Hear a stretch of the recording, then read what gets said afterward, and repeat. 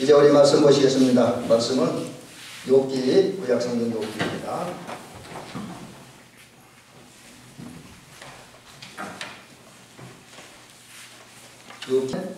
예, 그럼 제가 천천히 봉독을 해드리겠습니다. 하루는 욥의 자녀들이 그 맏아들의 집에서 음식을 먹으며 포도주를 마실 때에 사환이 욥에게 와서 아뢰되 소는 밭을 갈고 나귀는 그 곁에서 풀을 먹는데 스바 사람이 갑자기 들어 그것들을 빼앗고 칼로 종들을 죽였나이다. 나만 홀로 피하였으므로 주인께 아래로 왔나이다. 그가 아직 말하는 동안에 또 한 사람이 와서 아뢰되 하나님의 불이 하늘에서 떨어져서 양과 종들을 살라버렸나이다. 나만 홀로 피하였으므로 주인께 아래로 왔나이다. 그가 아직 말하는 동안에 또 한 사람이 와서 아뢰되 갈대아 사람이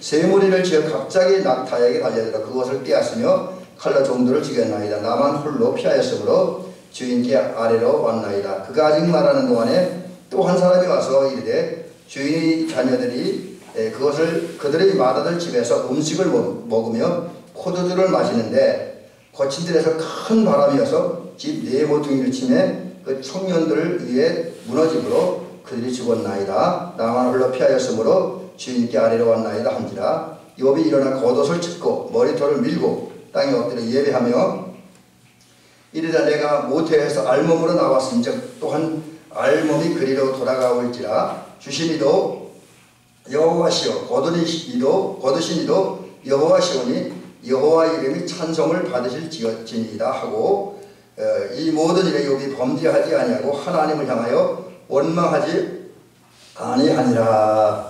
아멘. 오늘은 추수감사를 그인데 어쩌면 추수감사들하고 안 어울리는 그런 말씀처럼 여겨질 수도 있습니다. 근데 저는 그 욥기 또 하박국 이런 데를 읽으면서 성숙한 신앙인의 그 모습을 발견합니다. 그래서 오늘은 욥기 1장 13절부터 22절 말씀을 중심으로 해서 성숙한 신앙인의 감사, 성숙한 신앙인의 감사 이런 제목으로 말씀을 드리면서 은혜를 나누도록 합니다. 아주 오래전에 있었던 이야기입니다. 우리 인생사에서 겪을 수 있는 한 부분을 겪고 경험했던 그런 사건이 있었습니다. 그게 뭐냐면 아주 오래전 이게 1985년도 당시에 제가 신학을 공부하던 시절에 있었던 이야기인데 다른 학교는 어떻게 됐는지 모르는데 저희 모교에서는 1년에 2번 봄철과 가을철 요즘 대학생들로 말하면 MT를 갑니다. 저희 학교에서는 태수회라는 이름을 붙여서 사용했습니다. 태수회 가면 뭐 특별한 행사가 있는 건 아니고요. 사실 신학생들이 바빠요. 교회라고 학교 공부를 하다 보니까 우리 같은 동기생들끼리 그렇게 만나서 깊은 대화를 나누고 교제하는 시간이 거의 없습니다. 그러다 보니까 학교에서도 이제 학교의 공동체 형성을 위해서 행사를 하는데 그래서 이제 1년에 한 2차례 1박 2일 또는 2박 3일다가 이렇게 여행을 갑니다. 퇴수에 가요. 그래서 낮에는 이렇게 관광도 하고 우리 봉투차고 놀기도 하고 저녁에 잠깐 간단한 세미나를 하고 이제 그런 행사를 갔습니다. 근데 이제 85년도면 제가 신학교 3학년 시절입니다. 3학년 시절에 저희 동기생들과 함께 거제도 그리고 이제 이순신 장군이 일본과 싸웠던 한산섬 그 부분을 이제 관광을 한 적이 있어요. 낮에 이제 관광으로 배를 이제 돌아다닌 적이 있는데 근데 그때 이제 거제도 앞바다에서 저희들이 항해를 한 적이 있습니다. 작은 여객선을 타고 한 40-50명의 동기생들과 지도 교수님 두 분하고 이렇게 바다를 항해를 했습니다. 근데 이제 제가 원래 물을 좋아하다 보니까 바다를 항해할 때 기분이 굉장히 좋았습니다. 더군다나 처음에 항해를 시작하니까 물이 잔잔하고 바닷물 깨끗해서 너무너무 기분이 좋았습니다. 근데 이제 그런 상태에서 출발해서 한 3-40분 갔나요? 한 3-40분 이제 바다 속으로 깊숙이 들어가다 보니까 바다에서 슬슬 바람이 불기 시작합니다. 바닷물이 이제 처음에 잔잔한데 출렁거리기 시작해요. 그런 상태에서 이제 항해는 계속되어지는데 이제 바다를 보면서 이제 거제도 주변 환경도 보면서 이제 항해를 하는데 점점 이제 바람이 세지는 거예요. 그리고 바닷물이 점점 거세집니다. 그러다가 한 시간쯤 지나니까 이제는 바람 정도가 아니면 풍랑이 되어버렸어요.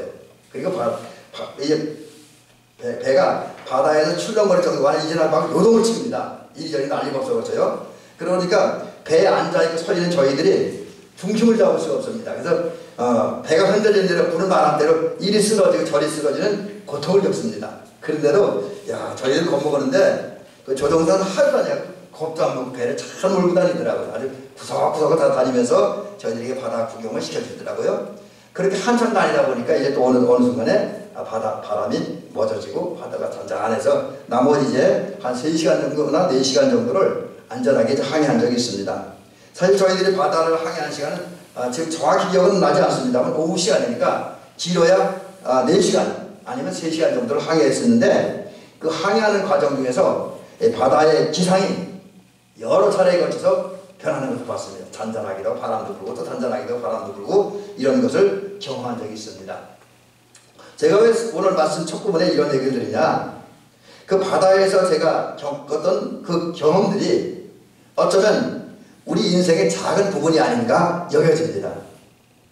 바다의 기상이 시시때때로 변하는 것처럼 우리가 살다 보면 우리 인생도 시시때때로 변화됩니다. 그래서 우리가 살다 보면 다양한 상황, 다양한 사건에 접하게 되잖아요. 그래서 이제 우리 찬송가 지금 제가 몇 장인지 기억이 안 나는데 그 해보갈이라는 그 자매 젊은 아가씨가 쓴 찬양이 있어요. 그래서 좀 우리 저 반주자가 있으면 우리 사모님 반주를 했으면 같이 찬양을 불러봤으면 좋겠는데 지금 반주가 없으니까 부르긴 좀 그러네요. 가사를 제가 소개해드립니다. 여기 그 해보갈이라는 자매가 이렇게 찬양합니다. 어두움 후에 빛이 오며 바람 부는 후에 잔잔하고 소나기 후에 햇빛 나며 수고한 후에 쉼이 있네. 이게 1절이고요. 2절은 연약함 후에 강건하며 애통한 후에 기쁨이 있고 눈물 난 후에 웃음이 있고 씨 뿌린 후에 추수하네. 괴로움 후에 평안이 있고 슬픔 후에 기쁨이 있고 십자가 후에 영광이 있고 죽음 온 후에 영생하니 이러한 너가 진리로다. 이런 찬양이 있습니다. 여러분 이 찬양 물론 이제 사실 우리가 여러 가지 상황과 한계를 또 여러 사건을 극복하고 결국 천국에 도달한다고 하는 그런 찬송입니다. 주제는. 근데 어쨌든 그 찬송과 가사의 과정들을 보면 또 내용들을 보면 우리가 인생 사는 동안에 겪는 여러 가지 상황, 환경을 우리가 보여주고 있어요. 어두운 데도 있고 즐거운 데도 있고 비가 오는 데도 있고 비가 갤 때도 있고 이렇다라고 하는 것이죠. 그렇습니다. 우리가 살다 보면 그렇잖아요. 여러분 살다 보면 어떤 데 좋은 일도 만나고 어떤 데 힘들 때도 있고 어떤 데 우리 몸도 건강하기도 하고 어떤 데 우리 몸이 아프기도 하죠. 또 어떤 데 여러분 농사가 잘 되는 해도 있고 어떤 데는 농사를 열심히 했는데 좀 그렇게 되는 데도 있죠. 사업가든 사업이 잘 되는 데도 있고 사업이 잘 안 되는 데도 있습니다. 그런데 이런 다양한 상황과 사건을 만나는 인간들은 대체로 본능대로 뭘 하느냐. 사실은 분명히 우리가 살아가는 세상은 다양한 환경이 오고 다양한 상황, 다양한 사건, 그래서 그 속에 여러 가지 일들이 겪는데 그러나 대부분의 인간은 그 중에서도 어려움과 고난은 없이 그저 편안하고 순탄하고 행복한 삶이 계속되어지기를 원하지요. 바람과 파도 그것으로 인한 고통과 아픔은 내 인생이 없어지기를 간절히 원합니다. 반면에 내 인생이 잔잔한 바다와 같이 잔잔하고 맑고 깨끗하고 그래서 평탄한 인생을 원하는 게 인생들의 본능이죠. 이건 저도 마찬가지 본능을 가지고 있습니다. 근데 이것이 어떤 경우는 잘못된 쪽으로 갈 때가 있다라고 하는 거죠. 여기 이제 우리 혹시 장로님이나 권사님들이 이 책을 읽어보신 적이 있는지 모르겠는데 좀 긴 책이긴 해요. 소설책인데 근데 아주 좋은 소설입니다. 이건 아주 우리 기독교 문화 속에서 기독교 문학 작품 가운데 대표적인 작품이라서 우리 좀 글씨를 잘 읽으시는 분들이 이 책 한번 사서 읽어보시기 바랍니다. 굉장히 은혜가 되는 책입니다. 요즘 유튜브에 보니까 이것을 5시간 동안 이렇게 처음부터 끝까지 읽어서 유튜브에 올려놓은 게 있더라고요. 5시간 들으면 돼요. 한번 읽을 수 있습니다. 아주 좋은 소설인데 그 책의 내용 중에 일부에 이런 것이 있습니다. 어떤 사람이 예수님을 영접하고 믿었어요. 그래서 이제 신앙이 되고 그 신앙의 이름을 어떤 번역에 따라 조금씩 다르긴 한데 제가 읽은 책에 의하면 기독교라고 하는 이름을 갖게 됐어요. 그리고 이 기독교가 어느 날 이제 영원한 행복을 누리기 위해서 영원한 기쁨을 누리기 위해서 장망성, 장차 망할 정을 떠납니다. 그러다 보니까 가족과 이별하고 친지와 이별하고 친구들하고 이별하고 이제 천국을 향해 걸어갑니다. 그런데 걸어가다가 이제 순례자, 요즘 말은 순례자의 길을 걸어갑니다. 근데 순례하다가 누굴 만나요? 한 친구를 만나요. 그 친구의 이름은 연약입니다. 연약이를 만났을 때 이 기독도가 그 연약이에게 천국 이야기를 들려줘요. 이때 그 기독교 이야기를 들은 연약이라는 사람은 기독교의 이야기에 호딱 빠져버립니다. 큰 감동을 받아요. 그래서 자기도 이제 기독교와 함께 모두 다 버리고 이제 장망성을 떠나 천국을 향해 나갑니다.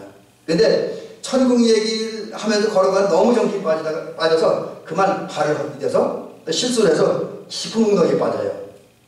그래서 큰 이제 고난을 겪습니다. 어려움을 겪고요. 죽을 길을 만납니다. 이런 상황에서 연약이라는 사람은 아주 필사의 노력으로 그 웅덩이에 빠져나와요. 그런 다음에 뭐라면 기독교를 이제 물속에서 지금 웅덩이 속에서 헤매는데 건져줄 생각은 안 하고 이렇게 말합니다. 이따위가 천국 맛이냐고. 난 이런 천국 안 가겠다고. 그리고 다시 장망성을 향해 돌아가 버리고 맙니다. 여러분, 이 연약이라는 사람의 말 속에 우리 인간의 본능을 이룰 수 있어요. 천국도 쉽게 가려고 해요. 은혜도 쉽게 받으려고 해요. 복도 쉽게 받으려고 해요. 그런 본능에 너무 충실하다 보니까 천국을 향해, 주님을 향해 나아가는 중에 또 인생을 올바로 살기에 이렇게 움직이다가 어떤 고난과 어려움이다 다 포기합니다. 그 쉬운 길, 편안한 길을 찾아갑니다. 이게 인간이에요. 뭐든지 고통 없이 쉽게 그저 아주 편안하게 다 모든 걸 이루려고 합니다. 여러분, 이러한 인생 본능적으로 보면 나쁘다고 얘기할 수는 없겠죠. 인간의 본능이니까. 그런데 우리가 적어도 그리스도인이라고 한다면 우리 감리교회는 제가 지난주에 말씀드린 구원을 완성하고 하나님 나라를 향해 가는 사람들의 모임이 감리교회라고 그랬습니다. 그렇다고 한다면 그런 진정한 감리교회 성도들이 자그마한 고난, 자그마한 고통 때문에 그 하나님 나라를 향해 가는 길, 믿음을 사는 그 길 포기하고 다시 옛길로 돌아가면 되겠습니까? 연약이 전 장차 망하성으로 다시 돌아가면 되겠습니까? 그건 안 되지요. 여러분, 우리는 이 연약의 모습을 통해서 우리의 인생을 한번 되돌아보고 앞으로 나는 어떻게 살아야 되는가? 우리 인생 속에 다양한 사건이 다가옴으로써 때로는 고난을 당하고 어려움을 당할 때, 아니 또 반대로 내가 인생 잘 될 때, 내 욕망, 내가 바라는 걸 다 이루어질 때 나는 어떻게 살아야 되는가? 이 부분에 대해서 깊이 생각을 해봐야 됩니다. 여러분, 우리 대한민국 성도님들은 생각 없이 사는 인간이 되지 않기 바랍니다. 생각하며 사는 인간들이 되어야 돼요. 왜? 하나님은 우리 하나님 형상을 짓잖아요. 하나님의 형상, 그중에 도덕적인 형상이 있기 때문에 우리 생각할 수 있는 능력이 있습니다. 물론 이 생각이 잘못해서 비판적이고 부정적이고 불신앙적인 생각을 하면 문제가 되지만 늘 주님을 생각하고 은혜로 거룩한 영적인 생각을 하면 이 생각은 참 바람직하고 좋은 거예요. 여러분, 생각을 잘하시며 살아가시기 바랍니다. 왜? 여러분, 우리가 인생 가운데 만나는 고난이라고 하는 것은 우리에게 그 잘못되고 우리 인생을 비극으로 몰아가고 우리 인생을 저주로 몰아가는 것이 아니기 때문에 그렇습니다. 오히려 고난은 우리 영적 생활에 유익합니다. 고난은 은혜 받는 도구가 되고 방편이 되기도 합니다. 그 시편 119편 70절에 보니까 이런 말씀이 있습니다. 고난당하는 것이 내게 유익이라. 고난당하는 것이 내게 유익이라. 여러분, 고난이라고 하는 말은 우리 힘들게 하는 거예요. 우리 고통스럽게 하는 겁니다. 우리를 억누르고 압제하는 겁니다. 믿음을 살아가는 우리를, 하나님 나라를 향해 가는 우리를 힘들게 괴롭혀요. 주 안에서 거룩하고 의롭고 신실하게 또 정직하게 바르게 정의롭게 살아가는 우리를 힘들게 하는 게 고난인 것만은 분명해요. 괴롭습니다. 그래서 그렇지만 유익해요. 유익이라는 말은 토브라, 히브리어로 토브라는 말인데 좋은 일, 좋다, 이익이 된다, 즐거운 일이다, 선한 것이다, 뭐 그런 의미를 가지고 있습니다. 고난이 우리에게 유익이 된다는 말이에요. 고난이 유익입니다. 시간이 좀 가까이 염려가 되는데 빨리 맞춰서 잠깐 정리해 드릴게요. 지난 월요일날 7시 반부터 한 9시 반까지 저희 목사님 한 20여 분이 전국에 있는 목사님들 온라인을 연결해서 이제 같이 이렇게 한 공부를 합니다. 그 김민석 교수님을 이제 강사로 모시고 이제 그 책을 이제 주제에 따라 하나씩 공부를 하는데, 지난 월요일에 저희들이 공부한 게 웨슬레 목사님 설교 중에서 방황하는 생각, 우리 교회에서 한번 설교했던 겁니다. 그 설교문을 읽고 그리고 같이 설교문을 듣고, 그리고 나서 이제 그 수업이 다 끝나면 그 다음에 흔히 우리끼리 난상 토론이라네, 자유 토론 시간이 있습니다. 자기가 느낀 것도 얘기하고 의문점도 얘기하고 또 어떤 각종 얘기, 그러다 보니까 어떤 목사님들끼리 생각이 다르고 신앙관이 다르고 막 아주 날카롭게 대립하면서 아주 토론하는 그런 경우가 있습니다. 그래서 이 토론이 어떤 때는 수업 시간보다 더 늦게 간댔어요. 그래서 원래 9시 반이면 끝나야 되는데 11시까지 토론하는 경우, 그런 날도 있습니다. 그런데 지난 월요일 날은 그런 고백들을 몇 분 목사님이 하더라고요. 이 방황하는 생각들은 우리 속에서 생각이 떠오르는데 그 생각 중에 죄가 되는 생각 아닌 거, 이런 거 구분하는 거고, 특별히 우리가 거듭나고 성화에 이르기 위한 그 방법을 제시해주는 그런 설교예요. 근데 그 설교를 이제 공부하고 그리고 함께 깊이 나눈 다음에 강사 목사님이었던 그 김민석 교수님이 그런 얘기를 하더라고요. 당신이 질병이 있으세요. 지금도 질병이 있어서 저희들 지난 월요일에 만났는데 그날 굉장히 힘들어 하더라고요. 그래서 제가 교수님은 종합병원입니다, 그렇게 얘기를 했어요. 근데 그 말이 맞대요.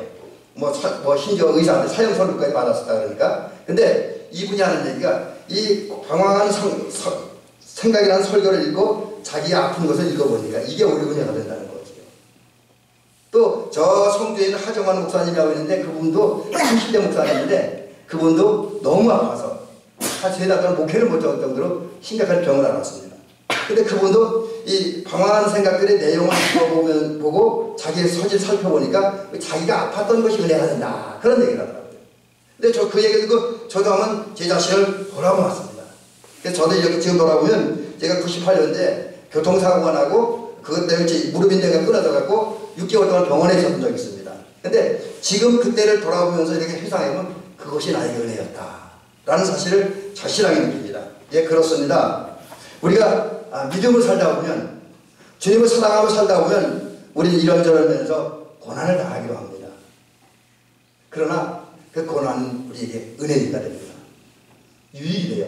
오히려 진정 우리가 성숙한 신앙, 온전한 신앙을 가졌다고 한다면 그 온전하고 성숙한 신앙을 표현하는 그런 지름길이 되기도 하고 도구가 되기도 합니다. 그래서 고난은 여러분이 예수 믿다가 어려움 당하면, 고난 당하면 낙심하지 않기 바랍니다. 그것은 내 신앙을 증명하고 드러낸 도구가 돼요. 방편이 됩니다. 또 은혜와는 도구가 되고 은혜와는 방편이 됩니다. 그래서 나 일상생활이나 영적 생활에 유익하기도 합니다. 여러분, 근데 이런 은혜를 경험하기까지는 사실 우리가 인생 살아가는 동안 여러 가지 상황들을 만나게 되죠. 아까 우리 인생이 여러 가지 상황들을 만난다고 했는데, 오늘 본문을 통해서 특별히 본문에 욥이라고 하는 사람이 등장하는데, 욥이라고 하는 사람을 통해서 어떤 사건을 우리가 만날 수 있는가, 그리고 그런 상황을 만날 때 우리는 마지막 부분에서 어떻게 응답하고 어떤 신앙과 어떤 삶의 자세를 가지고 살아야 되는가, 이 부분을 한번 오늘 결론적으로 말씀을 드리려고 합니다. 오늘 본문에 보면 우리가 고난이 유익이라는 것, 또 오늘 형통과 풍요가 또 성공이 유익이라는 것을 경험하기까지는 우리 인생 속에서 여러 가지 상황들과 환경들을 만납니다. 오늘 첫 본문에 보니까 4가지 모습이 등장합니다. 4가지 상황을 만나요. 첫째는 살다 보면 우리가 하나님의 인정을 받기로 합니다. 오늘 본문에 보면 욥을 향해서 본문에 기록하기를 온전하고 정직하여 하나님을 경외하며 악에서 떠난 자라고 욥에 대해서 기록을 합니다. 이게 욥기를 기록한 이 기록자의 평가입니다.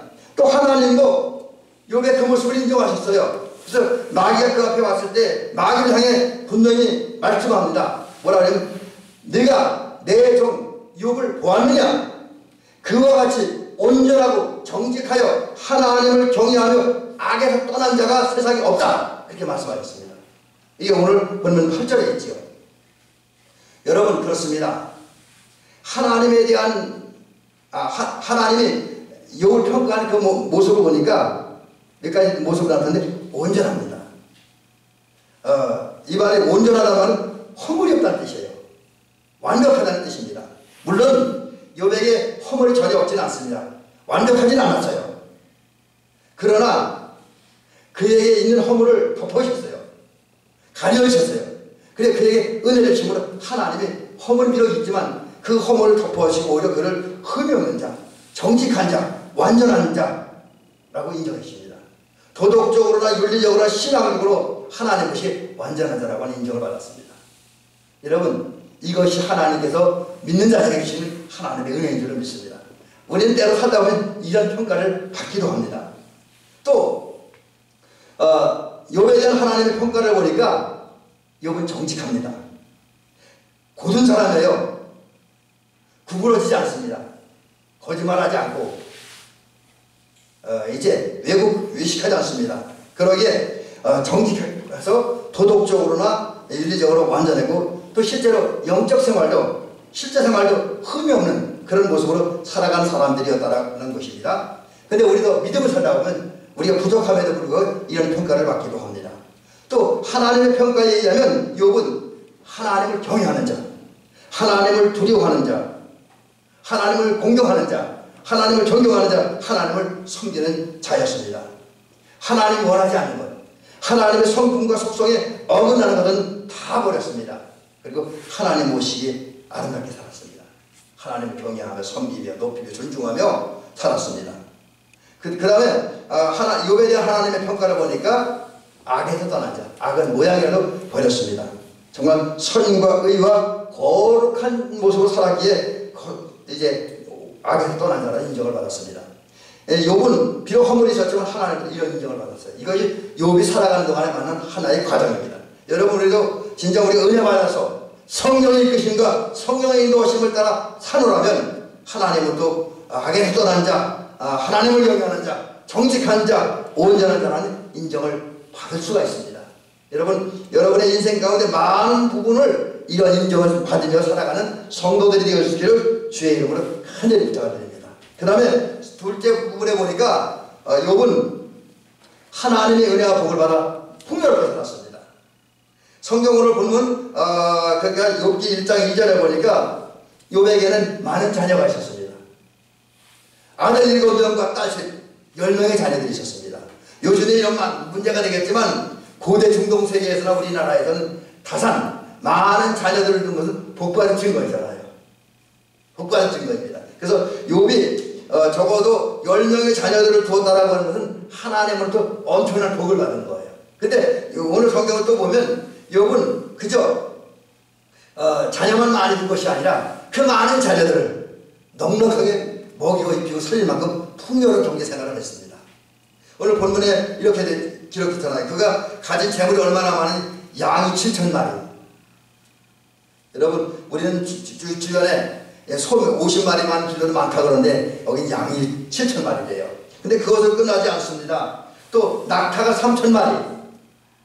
여러분, 중동 지역의 낙타는 엄청나게 큰 가치가 있습니다. 또 소가 1,000마리.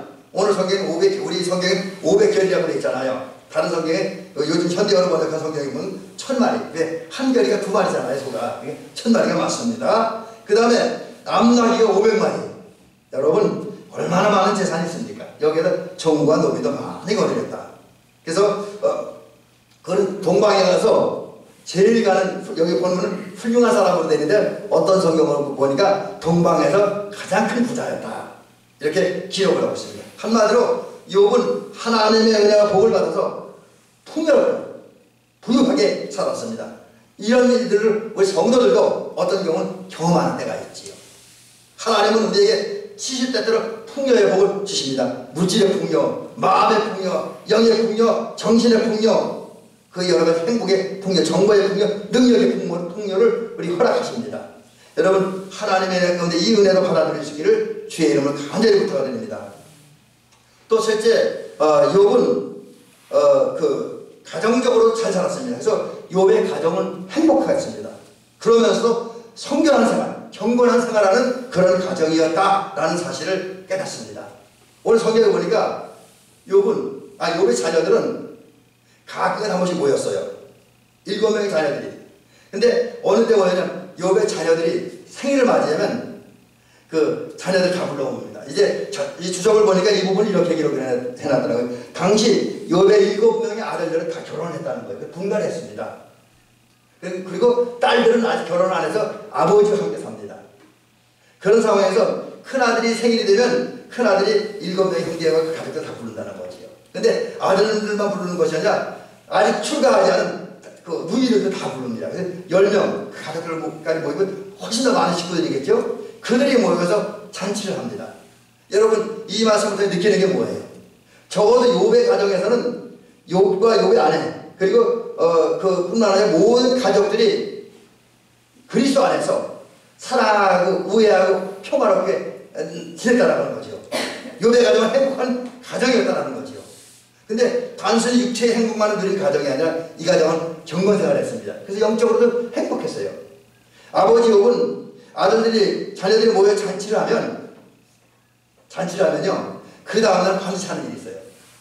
아들들을 불러다 놓고 여기 오늘 본 분들이 하면 따로따로 불러 한꺼번에 하는 게 아니라 따로따로 불러다 놓고 번제를 하는 게 되었습니다. 번제를 드렸다는 의미가 뭐예요? 회개의 제사를 드렸다는 거고 감사의 제사를 드렸다는 거죠. 왜 그렇게 했습니까? 오늘 본문에 보니까 이들이 하나님 앞에 범죄할까 두려워서 다른 쉬운 말은 범죄하지 않고 자녀들이 의롭고 거룩한 생활하고 또 그러는 것을 통해서 자기 신앙이 자녀들이 잘 전달되어서 온 가족의 신앙의 가정이 되게 만들게 하기 위해서 온 가족이 하나님을 섬기고 하나님 안에서 경건하게 살기 위해서 욥은 자녀들이 모여 잔치하는 다음에 꼭 번제를 드렸다라고 하는 거지요. 여러분 우리 성도들의 가정도 이렇게 되어야 될 것입니다. 사실 이 부분에 있어서는 참 우리가 할 말이 많죠. 근데 이렇게 욥에는 좋은 일도 있습니다. 그러나 또 한 부분은 어려움도 있습니다. 이제 사실 욥기에서 많은 부분을 기록하는 것이 욥은 욥이 당한 고난을 기록을 하고 있어요. 그래서 사실 그 교회에서 욥기를 가지고 성경을 강의하거나 공부하면 성도들이 조금 부담을 느끼는 것도 사실이기는 합니다. 오늘 본문에 보면 욥은 얼마나 어려움을 당합니까? 적어도 1장 13절부터 22절 사이에 봐도 4차례에 걸쳐서 고난을 당합니다. 4차례에 걸쳐서. 그리고 그 뒤로 또 고난을 당해요. 여러분 그 고난의 내용을 뭐 자세히 말씀드리지 못하지만 잠깐 이제 큰 틀만 말씀드리면 첫 번째 당하는 고난이 뭡니까? 스밧 사람들의 기습 공격으로 이 욥은 소와 나귀를 빼앗기고 욥의 종들이 죽음을 당합니다. 소와 양들. 글쎄 몇 마리나 빼앗겼는지 모르겠어요. 그 다음에 하늘에서 불이 떨어져서 욥의 길을 양과 종들을 살라버렸습니다. 불태워버리고 삼켜버렸다는 얘기예요. 다 데려갔다는 얘기예요. 그래서 욥은 또 이번에 종과 양들을 잃어버렸습니다. 또 세 번째는 갈대아 사람들이 세 무리를 지어 기습 공격을 함으로써 욥은 낙타를 많이 빼앗겼습니다. 또 종들이 죽음을 당해요. 네 번째는 욥의 맏아들 집에 모여서 아들들이 또 자녀들이 잔치를 할 때 갑자기 거친 들에서 강한 바람이 불어와서 그 아들들이 모여서 자녀들이 모여서 잔치하는 그 집을 때렸습니다. 그래서 그 집이 무너졌고 그래서 그 결과 자녀들이 죽음을 당하고 종들이 죽음을 당합니다. 그리고 2장에 그 다음에 넘어가면 욥이 또 몸에 병이 생겼어요. 그래서 머리부터 정수리까지 옛날 성경은 악창이라고 했는데 요즘 성경은 종기라고 되어 있죠. 또 다른 성경에 보니까 그냥 종기는 악성 종기에 걸렸다. 그렇게 이야기합니다. 거기다 부인까지도 나가서 하나님을 저주하고 죽으라고 막 저주를 해야 됩니다. 여러분 욥이 이렇게 좋은 일도 했지만 어려움을 당하기도 해요. 여러분 그런데 뭐 욥 정도는 아니지만 우리도 살다 보면 좋은 일도 생기고 또 하나님의 인정도 받고 경계에 넉넉해지는 때도 물론 있습니다. 그러나 어떤 때는 우리가 극복하기 힘든 헤쳐나가기 힘든 고난을 당하고 어려움을 당하기도 하죠. 뭐 올 같은 해 여러분 얼마나 힘들었습니까? 농사하는데 너무 비가 많이 와서 어디 너무 가물어서 너무 많은 병충해 때문에 여러분 농사하느라고 얼마나 힘들었습니까? 근데 농사를 지어놓고 보니까 오늘 아침에 우리 떡을 찾아온 다음에 우리 박지호 원사님을 통해서 조금 들었습니다만 여러분 농사를 지어서 올해 얼마나 농사물에 많은 경제적 이익을 받습니까? 아마 그 정반대의 결과를 얻은 분들이 꽤나 많으리라고 여겨집니다. 거기다가 온 세계를 뒤덮은 코로나 바이러스 19는 아직도 계속되어지죠. 그래서 이 모든 것들이 우리가 감내해야 되겠는, 견뎌내기는 너무나 힘들고 어려웠습니다. 이런 현실 속에서 어떤 사람은 낙심하고 절망합니다. 막 탄식해요. 심지어 어떤 사람들은 하나님을 원망하고 하나님의 사람들과 주변 사람을 원망하고 비판하고 정죄합니다. 더 심한 경우는 하나님을 떠나기도 합니다. 그러나 이것은 영적으로 어린아이들이 하는 짓입니다.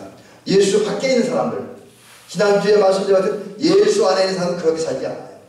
적어도 성숙한 신앙이라고 한다면 그런 가운데 자기 신앙을 지키고 하나님께 감사와 영광을 돌리는 그런 성도들이 되어집니다. 개인적인 얘기를 좀 죄송합니다. 그러나 제가 가까이 있는 분이기 때문에 자신있게 얘기할 수 있어서 이런 얘기를 드립니다. 성숙한 신앙에는 이런 것이 아니냐, 이렇게 여기서 잠깐 이 말씀드린 본문을 결론내려고 그래요. 저희 큰형님이면서 춘천 석사관대교회 장로님이었던 우리 분이 있어요. 우리 신동수 장로님이라고 저희 형님인데, 이분이 이제 강원대학의 영문학과를 나오고, 영어교육과죠. 영어교육과 나오고, 이제 중고등학교 교사로 한 수십 년 동안 근무를 하고, 마지막에 이제 화천 산해중학교, 산해중학교 고등학교 교장 선생님으로 이제 근무를 할 때였어요. 근데 어느 날 갑자기 우리 형님이 이상한 병이 걸렸어요. 현대의학으로도 그 원인이 뭔지 몰라요. 치료약이 전혀 없는, 방법이 전혀 없는 그런 질병이 걸렸습니다. 그래서 처음에는 거동이 불편했어요. 다리에 힘이 빠지고 거동이 불편해서 굉장히 활동하는데 어려웠습니다. 차츰차츰 이 말을 못하게 됩니다. 그래서 저희 큰형님은 명퇴를 합니다. 2년 빨리 명퇴를 합니다. 그리고 이제 그런 상황에 집에 가보면 움직이지도 못해요. 나중에 최종적인 단계가 움직이지도 못하고 말도 못합니다. 근데 여러분, 이 정도가 되면 하나님 앞에 원망도 하고 불평도 해야 되잖아요. 근데 제가 자주는 못 갑니다. 저도 교회를 맡고 있고 또 큰형님 집에만 늘 갈 수는 없는 처지니까 자주는 못 가고 몇 달에 한 번씩 가보면, 갔다 잠깐 들렸다 보면 저희 형님은 그런 상태에서 불평하거나 원망하거나 이런 말은 못하지만 얼굴빛에 전혀 그런 게 없어요.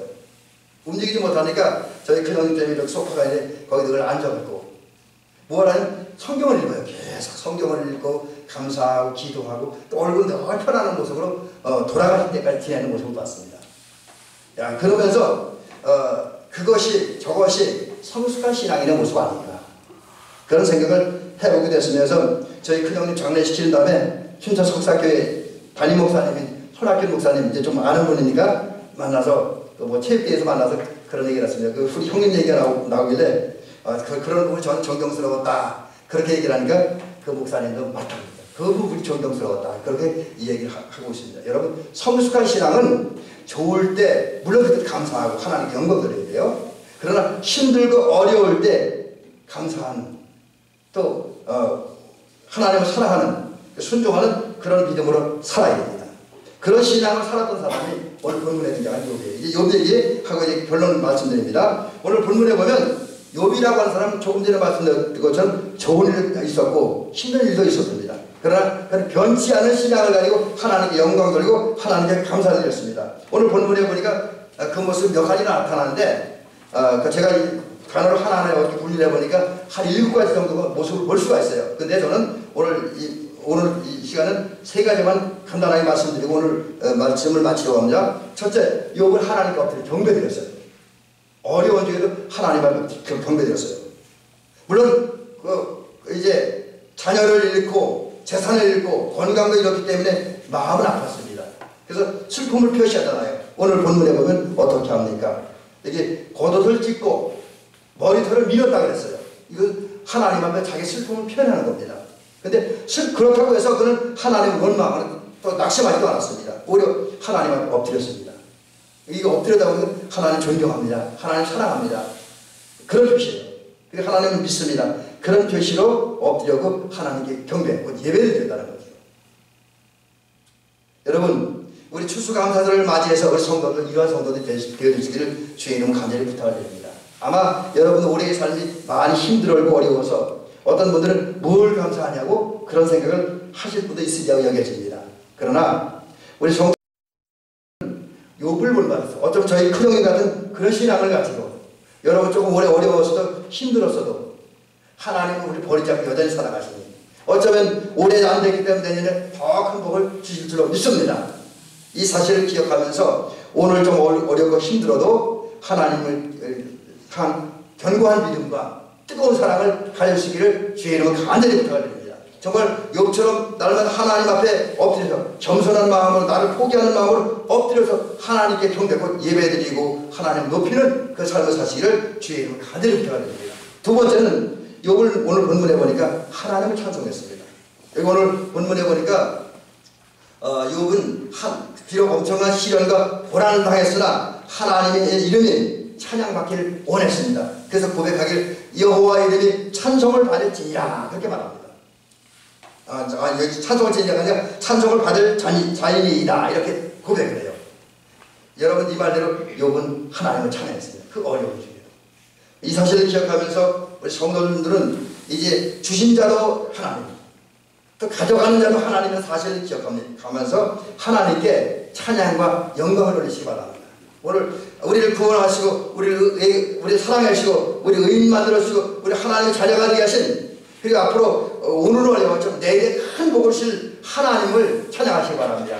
마음을 열고 입을 열고 큰 소리로 하나님을 찬양하시기 바랍니다. 너무 기뻐서 감사하며 천벽을 치고 춤을 추며 하나님을 찬양하시기를 주의 이름으로 간절히 부탁드립니다. 마지막 하나, 여러분 하나님의 절대 주권을 믿는 신앙을 가지시기 바랍니다. 오늘 본문에 보니까 욥은 그런 얘기하잖아요. 주신 자도 여호와시오 취하신 자도 여호와시니.